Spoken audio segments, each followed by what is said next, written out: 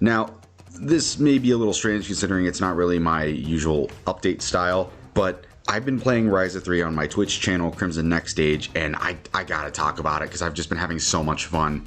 This is not a full-on review, this is a first impressions thing that I'm making. This is also completely unscripted, so if it sounds like I pause in a few areas, I'm gonna try my best to edit those out, but I'm so excited to talk about this game that I just gotta make a video on it. Okay, so if you don't know what Ryza 3 is, its full name is Altair Ryza 3, and it is part of the Altair franchise, a franchise I am new to and gotten into through the Ryza games. I've enjoyed Ryzas 1 and 2 very much. They're very solid games. But playing 3, it blows it out of the fucking water. It is probably one of the best games I've played so far. It is a strong Game of the Year contender for me as of making this video. Again, I haven't beaten the game. There could be some twist or maybe something happens that'll make me hate it. I don't know, but right now it is a strong contender. So I'm gonna go spitball through what I think works so well about this game. 1, the combat. Ryzas 1 and 2 were, and still do, have good combat. They're very fun, they're fluid, and they look very stylish.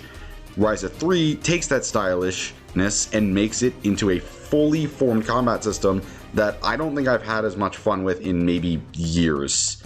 This game is a blast to play, and I'm pretty sure most of the time I've spent with this game has literally just been getting into fights.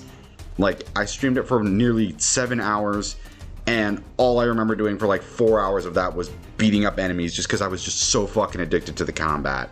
Everything looks stylish, it looks well made, every animation is just made with probably some of the best care I've seen in turn-based combat in a while. Like, you can tell that the writers really, and the creators, I don't know why, sorry, the writers did a great job, but you can tell this is very unscripted. I'm just in such a good mood with this game that I just wanted to talk about it. But you can tell they put a lot of love into every animation. Not only in the action, but in the exploration too.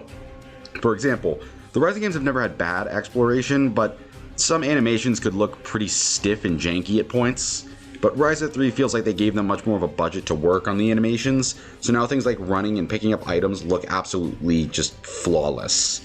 Like, this looks like a fully big budget title, and it kind of is, but it didn't have the level of stuff like Forspoken, even though we all know how Forspoken turned out. But I'm getting off track. Anyways, animations of this game are top notch and some of the best I've seen this year, and I fucking love looking at all of the combat animation, especially the new character you get to play as, Boss, in this game, who's probably my favorite to play as combat-wise, because not only does he feel fast and fun to use, he also does this stupid, really goofy extra ability where he uses magic to create a sword to dual wield, and it's just so extra. I fucking love it.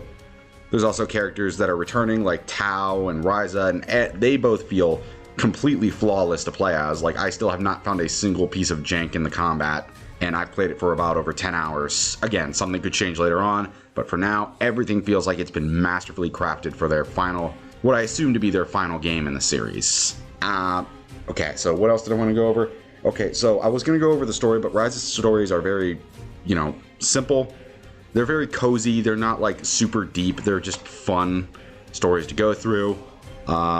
So I wasn't going to spend a huge amount of time on it for a first impressions video because I'm not done. There could be like a really bad twist, but I do think the story is pretty good so far. Another thing is the exploration, I feel like, is at its best here. One thing they've added in this game is a quest marker.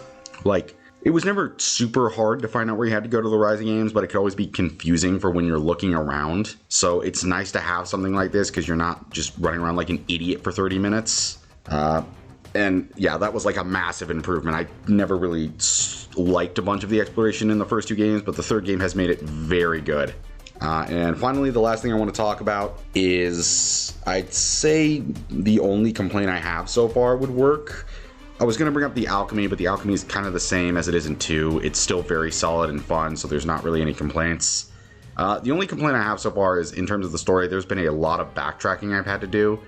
And it's not horrid thanks to the fast travel system, but like, I'd say, like I said, like when I streamed it for like 7 hours on Twitch, 4 hours of that was combat. It felt like an hour of that was dedicated to just going back to areas I had already been.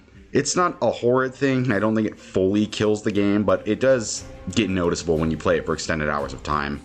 And that does kind of suck, but it doesn't hurt the game as much as I think it does. Was there anything else I wanted to talk about? Oh yeah, difficulty. I think this game is a great example of difficulty done right.